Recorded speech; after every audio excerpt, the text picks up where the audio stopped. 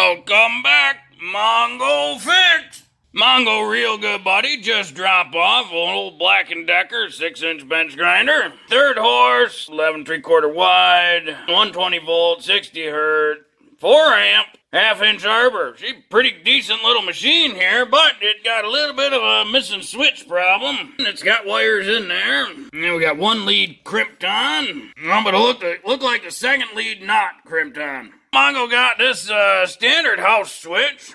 It rated for 120 volt, 15 amp. Definitely going to be enough. So we're going to put this switch on it. Looks a little different size. Mongo will show you how to make this work.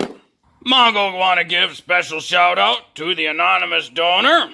Big thank you for the donation.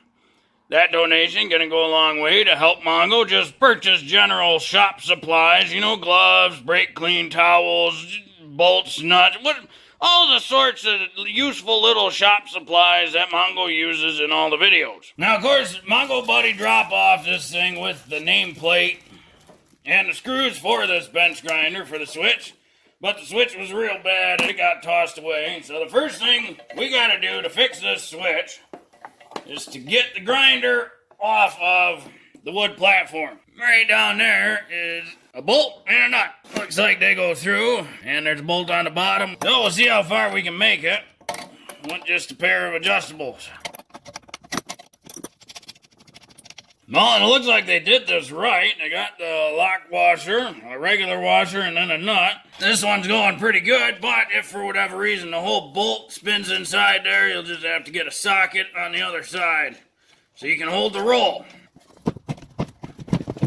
Now we can lift this up and out the way. Tilt this on the bottom. It's got some rubber feet here held in with some screws, so we just need a little flathead or Phillips screwdriver to get those screws out to remove this plate so we can access all the wires.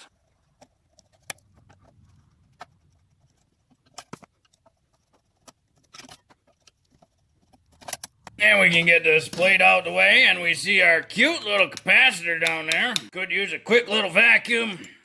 And then our 2 switch lines. Those wires actually in good shape. The switch Mongo wants to use is a standard house switch. So it has these screws inside the block. There's no good tab for these to clamp onto. So Mongo's going to undo this crimp based on the evidence of this one. How these copper threads are not really damaged. Mongo pretty sure this one's going to come off fairly easily. Yep, just pull it right off. And these wires don't look too bad either. These were just not crimped on very well at all. Mongo's gonna take this style and crimp that onto the wires. We'll do a quick test just to make sure those will go around the screw. Little on the tight side. So that'll be just perfect. So we're gonna slide this terminal on to where the copper sticks out just a little bit. Then we're going to take our crimp tool, and then most people crimp straight across. Mongo always crimps at an angle, mostly because this gives a little bit more surface area to clamp down to. Keeps the wires on a little tighter. The more surface area you can get on the crimp, the tighter and better the connection will be. And then we'll twist, do the same with this one. Sometimes it helps to twist the new terminal onto the wire, just until the wire starts poking through. Give it a little angle, and clamp down on it real tight. Now we just need to get our switch in. The downside being, when we kind of just do a basic size up, that switch is a bit bigger than the area we got to work with. So Mongo's got an idea. Worst case, this was just a light switch that was just laying around, so it's okay if it gets destroyed. No harm, no foul. So Mongo's thinking, right on this seam, a little bend, a little pound, and we get those kind of folded back like that. Put a little bit too much tension on these screw holes, but that's alright. And we'll see if that'll slide up in there. Those holes just about line up. Super close. This bottom sticking out just a little bit much. Alright, we get that bottom piece cut off. Much better clearance down there. Whoopsies. Mongo cut the wrong end off. Well, no problem. Mongo fix. now we got both ends cut off. Now, of course, it fits real good. We can go ahead and attach our two leads. Nothing crazy to it. You just gotta go from one side to the other side. Now, those holes are pretty tight in there, but take the original faceplate. And then these are the long screws that came with the switch. And Mongo's really hoping there's just enough space to get both of these in there. Oh yeah, perfect. Now we just gotta tighten it all up. Now we can get our tray back in. Mongo always like to get them all started, then tighten them up. That way you can make sure you get everything aligned properly. Now we can remount this to our little wood stand. Do up one washer, then the lock washer, then the nut.